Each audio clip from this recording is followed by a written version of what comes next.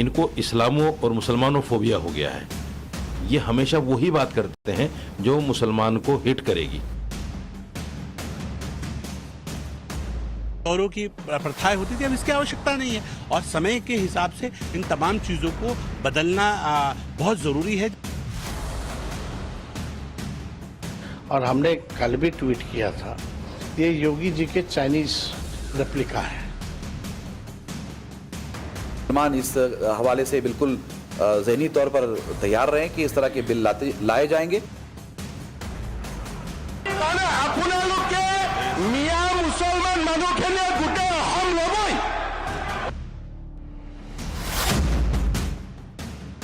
जुमे की नमाज के लिए नो ब्रेक और मुस्लिमों की शादी के सरकारी रजिस्ट्रेशन की अनिवार्यता। हाल फिलहाल में असम की हिमंता सरकार के लिए गए ये वो दो बड़े फैसले हैं जिन पर सियासी गलियारों में अच्छी खासी महाभारत छिड़ी। विपक्षी दल और तमाम मुस्लिम नेता एक बार फिर लामबंद हो गए हैं। आज पावर में है, कल तो पावर में हाई रहेंगे या नहीं रहेंगे, वो भी सोचना चाहिए। कुछ इसी तरह हिमंता को टारगेट करके पूरी बीजेपी पर बांटने वाली राजनीति करने के आरोप लगाए जा रहे हैं। कोई मुसलमानों को पीड़ित बताकर उन्हें सॉफ्ट टारगेट साबित करने पर तुला है, तो कोई इसे मुसलमानों को वाइप आउट मतलब जड़ से खत्म करने का एजेंडा करार दे रहा है। हिंदुस्तान में जितना सांप्रदायिक लोग है, सबसे घिनौना माइनॉरिटी हेटर वो है हेमंत बिश्व शर्मा। और मुंह जब खुलते हैं उसको मुंह से माइनॉरिटी के खिलाफ जहर निकालता है। विपक्षी दल तो मुख्यमंत्री हिमंता बिस्व शर्मा को मुसलमानों के सबसे बड़े विलन के तौर पर पेश कर रहे हैं, लेकिन असम विधानसभा में जुमे की नमाज पर ब्रेक और नए मुस्लिम मैरिज एक्ट को लेकर क्या कहता है हिंदुस्तान का मुसलमान, ये सवाल ज्यादा महत्वपूर्ण है। इसीलिए टाइम्स ऑफ नवभारत पर आज हम आपको दिखाएंगे और सुनवाएंगे असम में निकाह रजिस्टर और जुमा ब्रेक पर मुसलमानों के मन की बात। क्या असम में हिमंता सरकार वाकई मुसलमानों को टारगेट कर रही? क्या मुसलमानों को प्रताड़ित करने के मकसद से ये सारे फैसले लिए जा रहे हैं? क्या कहता है हिंदुस्तान का मुसलमान? असम, झारखंड, कर्नाटक, मध्य प्रदेश, उत्तर प्रदेश, दिल्ली और जम्मू कश्मीर से आई ग्राउंड रिपोर्ट्स आपको दिखाएंगे। लेकिन उससे पहले असम की हिमंता सरकार के दो बड़े फैसलों और उन पर हो रही सियासत को समझ लीजिए। मियां बीवी राजी तो सरकार ही बनेगी काजी। असम सरकार ने बाल विवाह रोकने और काजी सिस्टम खत्म करने की दलील देते हुए बीते 29 अगस्त को मुस्लिमों के विवाह और तलाक के अनिवार्य रजिस्ट्रेशन के लिए एक विधेयक पारित किया और इसके बाद असम विधानसभा में हर शुक्रवार को दोपहर 12 से 2 बजे तक नमाज के लिए 2 घंटे अवकाश की प्रथा खत्म की गई। असम सरकार ने विधानसभा में नो जुमा ब्रेक का फैसला क्या लिया? विपक्षी नेताओं और एजेंडाधारी मौलानाओं में रेस छिड़ गई। रेस खुद को मुसलमानों का सबसे बड़ा हितैषी दिखाने की, रेस बीजेपी को मुसलमानों का सबसे बड़ा दुश्मन बताने की। नमाज के लिए, पूजा के लिए, गुरु ग्रंथ साहब को पढ़ने के लिए कोई अधर्मी आदमी ही मना कर सकता है। जो धार्मिक आदमी है वो इबादत के लिए, पूजा के लिए मना नहीं कर सकता। मैं समझता हूं इनका ये काम खालिस और खालिस मुस्लिम दुश्मनी पर मबनी है। ये खुले मुस्लिम दुश्मन हैं, मुसलमानों को हमेशा टारगेट करते हैं, इसलिए इन्होंने ये फैसला लेने की बात की है। हिमंता के नो जुमा ब्रेक के फैसले ने देश की सियासत में भूचाल ला दिया। हिमंता को सबसे बेकार और सांप्रदायिक नेता बताए जाने की मुहिम से छिड़ गई। बीजेपी को मुसलमानों का सबसे बड़ा दुश्मन और खुद को मुसलमानों का सबसे बड़ा रखवाला साबित करने की होड़ मच गई। शनिवार को माई के लालों को ललकारने के बाद तेजस्वी अभी भी उसी मूड में हैं। प्रो में रहकर में बना रहना चाहते हैं और हमने कल भी ट्वीट किया था, ये योगी जी के चाइनीज रेप्लिका है। ये चाहते हैं कि भाई पूरी तरीके से जो है माहौल जो है बिगड़े।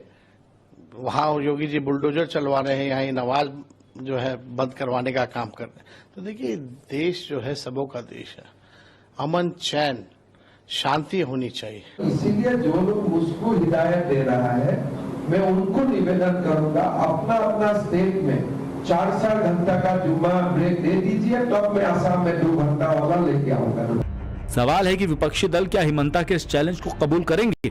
अभी असम की 126 सदस्यों वाली विधानसभा में 31 मुस्लिम विधायक हैं। इन्हीं मुस्लिम विधायकों की सहूलियत के लिए जुमे को दोपहर 12 से 2 बजे तक ब्रेक होता था। असम विधानसभा के अध्यक्ष ने सर्वसम्मति से इस ब्रेक को खत्म करने का फैसला किया। इस प्रथा की शुरुआत साल 1937 में हुई थी। मुस्लिम लीग के सैयद मोहम्मद सादुल्ला ने शुरू किया था। असम सरकार का ये दावा है कि अध्ययन में ये बात सामने निकल कर आई है कि लोकसभा से लेकर राज्यसभा तक दूसरे राज्यों की विधानसभा और विधान परिषदों में भी नमाज के लिए छुट्टी देने का कोई प्रावधान नहीं है। इसलिए असम सरकार ने भी इस प्रावधान को, जो ब्रिटिश काल से चला आ रहा था, उसे खत्म करने का फैसला किया है। असम सरकार के इरादों को मुसलमान विरोधी बताने की कोशिश न सिर्फ असम में हो रही है, बल्कि असम के बाहर भी भारी हंगामा है। हालांकि ये सवाल तब भी उठा जब 3 तलाक खत्म हुआ। कहा गया कि यह धर्म पर हमला है। सवाल तब भी उठा जब CAA आया, तब भी इसे धर्म पर हमला बताया गया, जबकि इसका मतलब सिर्फ नागरिकता से था। सवाल आज फिर उठ रहा है कि असम में बीजेपी की सरकार भला ऐसे कैसे कर सकती है। 2 घंटे के नमाज ब्रेक पर क्या बोलता है देश का मुसलमान, अब ये भी सुनिए। ये तो मतलब ये कि होना ही था और इस तरह के बहुत सारे मतलब ये कि बिल लाए जाएंगे। माजी में हुआ है, अभी हो रहा है, आने वाले दिनों में भी होगा। मैं तो कहूँगा कि इंडिया के मुसलमान इस हवाले से बिल्कुल ज़हनी तौर पर तैयार रहें कि इस तरह के बिल लाए जाएंगे और हमें इस तरह के बिल्स का मुकाबला करना चाहिए। अभी अगर लगता है कि वो जरूरी था तो क्यों नहीं कंसल्टेशन किया गया all India personal law board से या फिर असम के जमीयत उलमाए हिंद से करना था तो उनसे कंसल्टेशन करते, क्योंकि ये जो है कई सारे मुसलमानों को इफेक्ट करेगा। क्योंकि कई सारे मुसलमानों को पहले ही CAA NRC को लेके डर पैदा हो रहा, डर ऑलरेडी पैदा हो चुका है। गलत है, ये रोक नहीं लगाना चाहिए। आज से नहीं, सदियों से चली आ रही है ये परंपरा। जैसे जैसे आप रोक लगा रहे हो, गलत है। गलत है, क्योंकि पहले की जो सरकारें चली हुई आ रही है, जब से ये परंपरा चली हुई आ रही है और जब से दुनिया है, जब से ये परंपरा चली हुई आ रही है, तो अभी जो सरकार ने ये जो फैसला करा है ये बिल्कुल गलत है। क्योंकि पहले की सरकारें जो थी उसमें भी पढ़ी जा रही थी नमाज, और अभी की जो सरकार है इसमें भी पढ़ी जा रही है नमाज। तो आपने जो पूछा है असम के बारे में, जो जहाँ छुट्टी को रद्द कर दी गई है, तो उससे कोई फर्क नहीं पड़ने वाला है।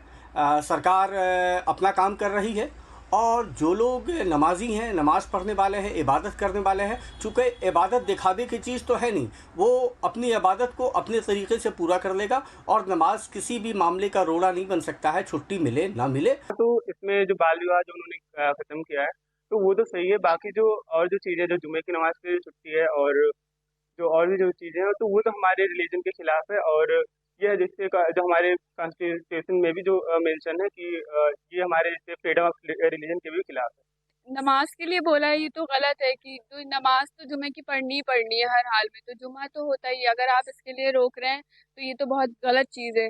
अगर इसी जगह आपका कुछ होता है हिंदुओं का तो फिर आप उस पर नहीं रोक।